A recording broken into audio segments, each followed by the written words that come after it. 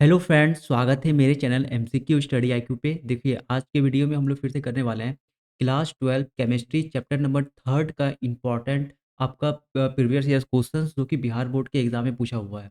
आज जितने भी एमसीक्यूज बच्चों को करवाएंगे वो वैद्युत रसायन चैप्टर करवाएंगे। तो जो बच्चे 2025 में बिहार बोर्ड का फाइनल एग्जाम देंगे या 2026 में जो देने वाले हैं फाइनल एग्जाम बिहार बोर्ड का, उनके लिए ये वीडियो काफ़ी ज़्यादा इंपॉर्टेंट होने वाला है। टोटल 25 इंपॉर्टेंट क्वेश्चंस रखे हैं। मैक्सिमम क्वेश्चन प्रीवियस ईयर्स का पूछा हुआ है और रिपीट आपके एग्जाम में ऐसा ही क्वेश्चन देखने को मिलेगा। देखो, फर्स्ट क्वेश्चन कर रहे हैं आज का। जो जो नए हैं वीडियो पे चैनल पे, तो 2 मार्क्स का भी क्वेश्चन अपलोड कर रहे हैं, वो भी आप जाके देख सकते हैं। और प्रीवियस ईयर्स का टोटल क्वेश्चन केमिस्ट्री का और फिजिक्स का अपलोड कर दिए हैं, तो वो भी आप जाकर के देख सकते हैं। देखो, फर्स्ट क्वेश्चन करते हैं आज का। सेल स्थिरांक की इकाई क्या होती है? What is the unit of cell constant? तो सेल कांस्टेंट का बच्चों फॉर्मूला होता है L/A। ये किसका फॉर्मूला होता है? सेल कांस्टेंट का। अब जब हमें एसआई यूनिट पूछ रहा है तो इन सबका हमें एसआई यूनिट लिखना पड़ेगा। तो यहाँ पर एल है लेंथ, तो सबको पता है लेंथ का एसआई यूनिट होता है मीटर या तो सेंटीमीटर। और ए है यहाँ पर एरिया। एरिया का एसआई यूनिट होता है सेंटीमीटर स्क्वायर। देखो, ऊपर 1 सेंटीमीटर और नीचे 2 है, तो एक गायब हो जाएगा। क्या बचेगा? 1/CM। तो इसका एसआई यूनिट होता है प्रति सेंटीमीटर। देखो, प्रति सेंटीमीटर ऑप्शन नंबर सी है, तो ऑप्शन नंबर सी क्या हो जाएगा यहाँ पे हमारा राइट आंसर। हो सकता है आपको कहीं प्रति मीटर भी दे, तो ये भी सही है क्योंकि दोनों लेंथ का ही एसआई यूनिट होता है। ठीक है, तो ये भी बात आपको याद रखना है। सेंटीमीटर लिखो चाहे मीटर लिखो, बात बराबर है। लेकिन जितने भी स्टैंडर्ड बुक हैं एनसीईआरटी वगैरह, उसमें सेल कांस्टेंट हर समय सेंटीमीटर में ही निकाला है, तो आपको पर प्रति सेंटीमीटर याद रखना है सेल स्थिरांक की इकाई। नेक्स्ट क्वेश्चन करते हैं। सर्वाधिक चालकता किसमें है? Which has the highest conductivity? तो टेफ्लॉन दिया हुआ है, लोहा है, चांदी और सिलिकॉन है। बच्चे बताए थे बार बार ये क्वेश्चन। जो जितना महंगा धातु होता है, कॉस्टली जो धातु होते हैं, उसका चालकता कंडक्टिविटी ज़्यादा होता है। तो यहाँ पे चांदी हो जाएगा राइट आंसर, क्योंकि इन सब में से चांदी जो में सबसे ज़्यादा ये महंगा धातु होता है, जिससे हम लोग क्या आभूषण भी बना के पहनते हैं, ऑर्नामेंट वगैरह। तो ऑप्शन नंबर सी हो जाएगा यहाँ पे right answer. Who gave the rule of electrolysis? अच्छा, यहाँ पे हिंदी में मतलब यहाँ पे कह रहा है, हिंदी वाले समझ जाइए। इलेक्ट्रोलाइसिस का जो कॉन्सेप्ट है, रूल है, वो किसने दिया था? किसने इलेक्ट्रोलाइसिस का लॉ को दिया था? तो याद रखना है, फैराडे ने दिया था। 2 लॉ दिया था इलेक्ट्रोलाइसिस का, जिसे हम लोग बोलते हैं फैराडे इलेक्ट्रोलाइसिस का सिद्धांत। क्वेश्चन नंबर करते हैं 4। विद्युत अपघटय में ऑक्सीकरण एवं अपचयन क्रमशः होता है। इंपॉर्टेंट क्वेश्चन है, याद रखना है ये वाला। विद्युत अपघटन में ऑक्सीकरण और अपचयन कहाँ होता है? ऑक्सीडेशन और रिडक्शन कहाँ होता है? देखो, ऑक्सीकरण होता है एनोड पे और रिडक्शन होता है कैथोड पे।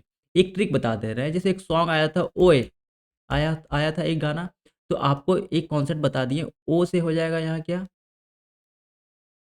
ओ से क्या हो जाएगा?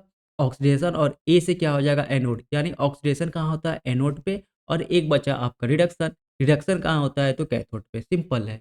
ओके, तो ऑप्शन नंबर ए यहाँ हो जाएगा हमारा राइट आंसर। ऑक्सीडेशन एनोड और ऑक्सीकरण एनोड, अपचयन कैथोड। तापमान में वृद्धि के साथ धातु की चालकता में क्या प्रभाव पड़ता है? देखो, यहाँ पे धातु लिखा हुआ है, ओके, मेटल लिखा हुआ है यहाँ पे। जो जैसे तापमान बढ़ाते हैं तो मेटल की चालकता घटती है। ओके, तो ऑप्शन नंबर बी हो जाएगा राइट आंसर। अगर यहाँ बोलता अर्ध धातु, जैसे सेमी कंडक्टर बोलता है, सेमी कंडक्टर में उल्टा हो जाता है। सेमी कंडक्टर में तापमान की वृद्धि के साथ चालकता भी सेमी कंडक्टर की बढ़ जाती है। लेकिन अर्ध धातु में जो तापमान वृद्धि के साथ कंडक्टिविटी यानी उसकी चालकता बढ़ जाती है, लेकिन जो धातु होता है वो तापमान में की वृद्धि के साथ उसकी चालकता कम हो जाती है। इंपॉर्टेंट क्वेश्चन है बच्चों, ये याद रखना ये वाला क्वेश्चन। 6 करते हैं। निम्नलिखित में से कौन सा द्वितीयक सेल है? ये क्वेश्चन बताए हुए हैं। जो 2024 में जो सैंपल पेपर आया था वो भी हम करवा चुके हैं केमिस्ट्री का। तो वो भी आप जाके देख सकते हैं, सैंपल पेपर वाला वीडियो इंपॉर्टेंट होगा आपके लिए। तो उस सैंपल पेपर में भी ये क्वेश्चन पूछा हुआ था, 2024 के लिए जो सैंपल पेपर आया था बिहार बोर्ड की तरफ से। तो निम्नलिखित में से कौन सा द्वितीयक सेल है? द्वितीयक सेल ऐसा सेल होता है कि जिसे हम दोबारा यूज कर सकते हैं। ठीक है, जैसे कि अब प्राइमरी सेल हम बता दे रहे हैं। देखो, प्राइमरी सेल होता है ऐसा सेल जिसको फर्स्ट सेल भी बोलते हैं, जो जिसे हम एक बार यूज करते हैं तो दोबारा उसे चार्ज नहीं कर सकते। जैसे हमारे घड़ी में जो बैटरी रहता है, टॉर्च आदि में जो बैटरी लगा रहता था, वो होता था फर्स्ट सेल, उसे बोलते हैं प्राइमरी सेल। उसे अगर एक बार हम यूज कर लेंगे तो दोबारा यूज नहीं कर सकते हैं। द्वितीयक सेल जो हमारे मोबाइल में बैटरी लगा रहा होता है, ठीक है, जो लैपटॉप में बैटरी लगा होता है वो होता है सेकेंडरी सेल, द्वितीयक सेल। अब जब लैपटॉप या मोबाइल का बैटरी डिस्चार्ज हो जाता है तो उसे हम फेंकते नहीं है, फिर से उसे चार्ज कर लेते हैं, चार्ज कर सकते हैं। तो जिसे हम पुनः चार्ज कर सकते हैं उसे हम बोलते हैं द्वितीयक सेल। तो एक बात याद रखना है बच्चों, लेड स्टोरेज बैटरी होगा द्वितीयक सेल, लेक लॉन्च होता है प्रथम सेल, फर्स्ट सेल, और सांद्रण सेल भी होता है हमारा फर्स्ट सेल होता है। ओके, तो याद रखना है ये बात। ठीक है, तो ऑप्शन नंबर बी हो जाएगा यहाँ पे राइट आंसर। सेवन करते हैं किस ताप पर एजी की चालकता सबसे अधिक होगा? सिल्वर। ठीक है, what is the temperature the conductivity AG is highest? तो 20 डिग्री, 30 डिग्री, 25 और 28 है, अभी तुरंत बताए थे। एजी क्या है? मेटल है। मेटल में क्या होता है, जितना कम तापमान, जितना ज़्यादा तापमान उसकी चालकता कम हो जाती है। मेटल में अभी बताए थे ऊपर क्वेश्चन, टेम्परेचर बढ़ाने पे उसकी जो चालकता होती है, कंडक्टिविटी, वो कम होती है। अब देखो हमें क्या पूछा है, सबसे अधिक चालकता, यानी टेम्परेचर सबसे अगर कम होगा तो उसकी कंडक्टिविटी क्या होगी? चालकता, चालकता ज़्यादा होगी। तो यहाँ पे सबसे कम टेम्परेचर आपको कहाँ दिख रहा है? तो ऑप्शन नंबर ए में दिख रहा है। तो यही हमारा क्या हो जाएगा? Right answer. जितना कम टेम्परेचर, चालकता ज़्यादा। मेटल में, सेमीकंडक्टर में उल्टा हो जाता है। सेमीकंडक्टर में क्या होता है, जितना ज़्यादा टेम्परेचर उतना ही ज़्यादा चालकता हो जाता है। ओके, तो याद रखना ये सब कॉन्सेप्ट वाला क्वेश्चन है, आपको एग्जाम में पूछ सकता है, इसीलिए हम ये क्वेश्चन लिए हैं जो कि इंपॉर्टेंट है। पोटासियम, मैग्नीशियम, आयरन और जिंक के, एमजी, एफई और जेडन धातुओं में अपचायक क्षमता बढ़ने का क्रम, रिडक्शन पोटेंशियल पूछ रहा है क्या, कैसे बढ़ता है? तो सारा बुक में आपको एक चार्ट मिला होगा, अगर आपके पास एनसीईआरटी है या कोई भी रेफरेंस बुक है तो उसमें आपको विद्युत रसायन श्रेणी का चार्ट मिला होगा। ओके, तो विद्युत रसायन श्रेणी में जब हम नीचे से ऊपर जाते हैं तो अपचायक क्षमता में बढ़ता है, ठीक है, रिडक्शन पोटेंशियल बढ़ता है। तो जैसे आप देखोगे तो के सबसे पहले आपको मिलेगा विद्युत रासायनिक श्रेणी में, फिर एमजी मिलेगा, फिर जिंक मिलेगा और फिर आयरन मिलेगा। तो नीचे से ऊपर जाने में हमारा क्या होता है, रिडक्शन पोटेंशियल, रिडक्शन कैपेसिटी क्या होती है, रिड्यूसिंग कैपेसिटी बढ़ती है। ठीक है, अपचायक क्षमता बढ़ता है, तो सबसे ज़्यादा अपचायक क्षमता किसका होगा? पोटासियम का। देखो के सबसे ज़्यादा एक ही ऑप्शन में, ऑप्शन नंबर सी में है। देखो सबसे ज़्यादा पोटासियम का एक ही ऑप्शन में दिया है सी में, उसके बाद मैग्नीशियम, देखो फिर जिंक, फिर आयरन, तो ऑप्शन नंबर सी हो जाएगा राइट आंसर। यहाँ के लिए सबसे कम होगा आयरन में, सबसे ज़्यादा हो जाएगा सबसे ज़्यादा होगा पोटासियम में। सबके पास वो रासायनिक श्रेणी वाली आपके कोई भी बुक लो, एनसीईआरटी लो या कोई भी रेफरेंस बुक, तो उसमें आपको ये वाला चैप्टर नंबर थर्ड में बना होगा, तो आप देख सकते हो कि शुरू में ही आपको पोटासियम मिल जाएगा और सबसे लास्ट में आपको मिलेगा एफ, सबसे लास्ट में मिलेगा आपको, सॉरी, फ्लोरीन, एफ मिलेगा सबसे लास्ट में। तो याद रखना ये आपका राइट आंसर हो जाएगा ऑप्शन नंबर सी। विद्युत अपघट जो मूल, जो जल में पूरी तरह आयनित होता है क्या कहलाता है? The electrolyte which is completely ionised in water, उसे बोलते हैं बच्चों सबल विद्युत अपघट है, स्ट्रॉन्ग इलेक्ट्रोलाइट उसे बोलते हैं। तो ऑप्शन नंबर ए यहाँ क्या हो जाएगा राइट आंसर। किसी विलयन की चालकता समानुपाती होती है, the conductivity of a solution is proportional to, देखो जितना उसमें नंबर ऑफ आयन होगा उतना ही ज़्यादा वो सॉल्यूशन क्या होगी, कंडक्टिविटी होगी, तो नंबर ऑफ आयन के समानुपाती होता है। ऑप्शन नंबर बी हो जाएगा राइट आंसर। निम्नलिखित में सबसे शक्तिशाली ऑक्सीकारक पदार्थ है, यहाँ पे ऑक्सीकारक के बारे में पूछ रहा है। तो अभी बताए थे बच्चों सबसे लास्ट में हमारा F2 रहता है, फ्लोरीन रहता है, तो फ्लोरीन हो जाएगा राइट आंसर। और एक बात याद रखना, जो जितना ज़्यादा इलेक्ट्रोनिगेटिव होगा वो उतना ही ज़्यादा ऑक्सीडाइजिंग पावर उसका उतना ही ज़्यादा होगा। और हमें पता है फ्लोरीन जो होता है वो पीरियोडिक टेबल में सबसे ज़्यादा इलेक्ट्रोनेगेटिव होता है, इसलिए ऑप्शन नंबर ए यहाँ क्या हो जाएगा राइट आंसर। ठीक है, देखो नेक्स्ट क्वेश्चन करते हैं। हमारा नेक्स्ट क्वेश्चन क्या है? फैराडे का विद्युत अपघटन नियम निम्न में से किससे संबंधित है? Faraday's law of electrolysis is related to which of the following? तो ये आपका प्रीवियस ईयर का क्वेश्चन है, तो याद रखना इलेक्ट्रोलाइट के समतुल्य भार से, by equivalent weight of electrolyte पे ये डिपेंड करता है फैराडे का विद्युत का नियम, सॉरी फैराडे का इलेक्ट्रोलाइसिस का नियम। ओके, तो ये इंपॉर्टेंट क्वेश्चन है, प्रीवियस ईयर में पूछा हुआ है। एक फैराडे विद्युत धारा, एक फैराडे विद्युत धारा प्रभावित करने के लिए प्राप्त मात्रा बराबर होगी। ठीक है, the quantity obtained by the passing one Faraday electric current will be, तो याद रखना 1 ग्राम तुल्यांक के बराबर, 1 ग्राम इक्विवेलेंट हो जाएगा राइट आंसर। ये भी आपका प्रीवियस ईयर क्वेश्चन में पूछा हुआ है। एक फ्राइडे विद्युत कितने कूलम्ब के बराबर होता है? When Faraday electric current is equal to how many coulombs? डायरेक्ट याद रखना है ये वाला क्वेश्चन। 96500 कूलम्ब, 96500 कूलम्ब।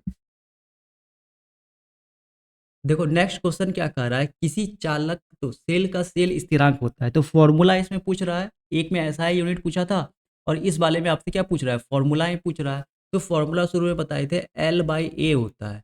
क्या होता है, एल बाई ए होता है किसी चालक तो सेल का सेल स्थिरांक। एल बाई ए इंपॉर्टेंट है, याद रखना। एसआई यूनिट पर सेंटीमीटर होता है। 16 करते हैं, द्रवित सोडियम क्लोराइड के विद्युत अपघटन में कैथोड पर क्या मुक्त होता है?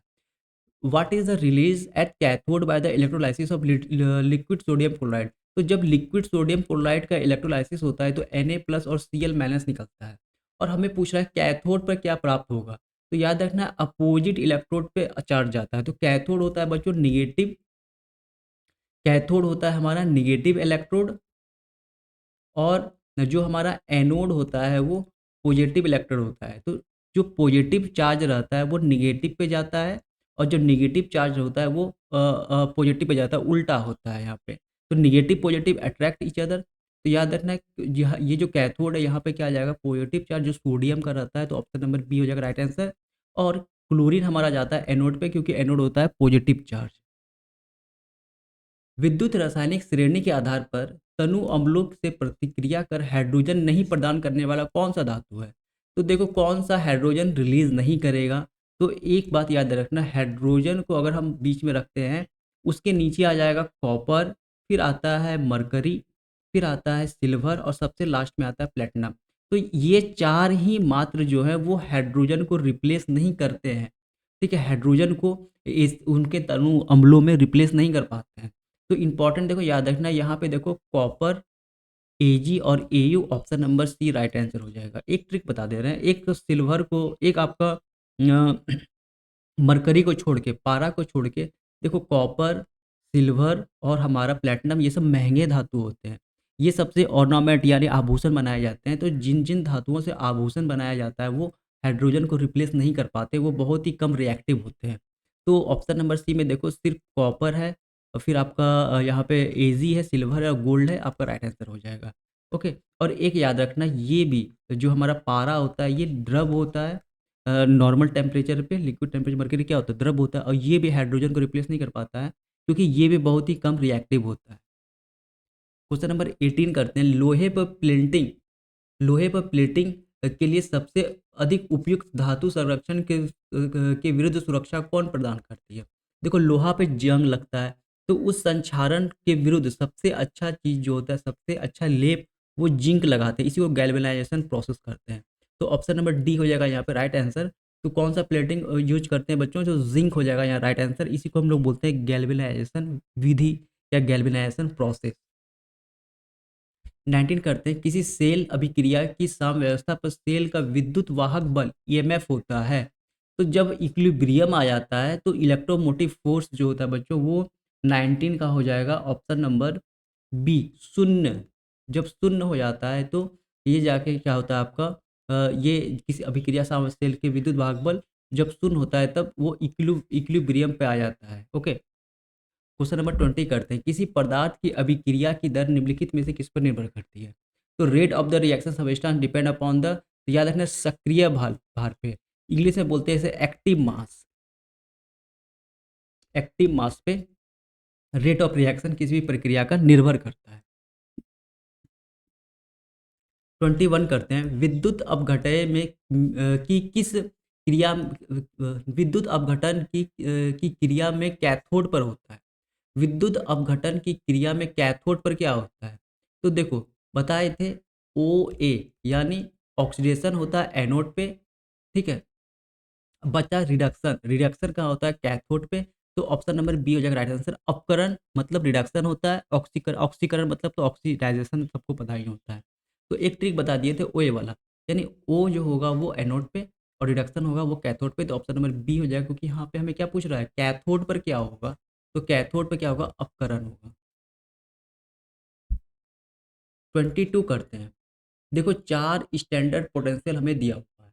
ठीक है, मानव अपचयन विभव दिया हुआ है, एक दिया हुआ है -2.90, फिर एक प्लस का दिया हुआ है, फिर माइनस का दिया हुआ है, फिर उसके बाद प्लस का दिया हुआ है। पूछ रहा है इसमें सर्वाधिक प्रबल अपचायक कौन होगा? देखो, जो जितना ज़्यादा इलेक्ट्रोनेगेटिव होगा, जो जितना जिसका आपका मानक अपचयक विभव, जिसको हम लोग इसे बोलते हैं एसआरपी, स्टैंडर्ड रिडक्शन पोटेंशियल, जिसका जितना ज़्यादा नेगेटिव होगा, वो उतना ही ज़्यादा आपका प्रबल अपचायक होगा, यानी पावरफुल रिड्यूसिंग होगा, रिड्यूसिंग एजेंट होगा। देखो अभी के लिए देखो -2.90 बच्चों, ये जो आपका स्टैंडर्ड पोटेंशियल होता है, वो पोटासियम का होता है। अब बुक खोल के देखना, तो ये पोटासियम का होता है। और यही क्या होगा बच्चों, यहाँ पे हमारा सबसे ज़्यादा प्रबल अपचायक होगा, स्ट्रॉन्ग रिड्यूसिंग एजेंट होगा। तो ये देखो ए पे ये रिस्पेक्टिव, यानी ए हो जाएगा हमारा, ए का इतना वैल्यू दिया हुआ है, ये बी का होगा, ये सी का होगा, ये डी का होगा, क्योंकि क्रमानुसार दिया हुआ है। तो ए हो जाएगा यहाँ पे राइट आंसर। क्या पता है, जो जितना ज़्यादा जिसका आपका एसआरपी जितना ज़्यादा नेगेटिव होगा, वो उतना ज़्यादा रिड्यूसिंग पावर उसका ज़्यादा होगा। किसी मरकरी सेल में कौन सा पदार्थ नहीं होता है? Which substance is not present in mercury cell? तो याद रखना, ये मरकरी यहाँ आपको मतलब यही वाला ऑप्शन राइट राइट आंसर हो जाएगा। मरकरी सेल में मरकरी वाला ये आपको अमलगम वाला दिया हुआ फॉर्मूला, तो ये नहीं होगा, फंसाने के लिए दिया था, तो याद रखना, बाद बाकी ये सब आपका होता है। निम्नलिखित में से कौन सा एक अवरोधक है? विच of the following is barrier? तो देखो, ग्रेफाइट से इलेक्ट्रिसिटी पास कर जाती है, एल्युमिनियम से भी पास कर जाती है, सिलिकॉन से भी बच्चों ये सेमीकंडक्टर से पास हो जाता है, डायमंड से पास नहीं होता है। तो ये बच्चों हमारा क्या हो जाएगा, अवरोधक होगा, डायमंड। लास्ट क्वेश्चन करते हैं, निम्न में से कौन सा हैलोजन सबसे प्रबल अपचायक होता है? विच of the following halogen acid, halogen अम्ल का बात कर रहा है, acid is the strongest reducing agent. तो सबसे ज्यादा प्रबल रिड्यूसिंग एजेंट कौन हो जाएगा बच्चों? Option number C, HI। जो आयोडाइड होता है उसका साइज बड़ा होता है। रिड्यूसिंग एजेंट बच्चों आराम से जो इलेक्ट्रॉन लूज कर दे, उसे हम लोग क्या बोलते हैं, रिड्यूसिंग एजेंट।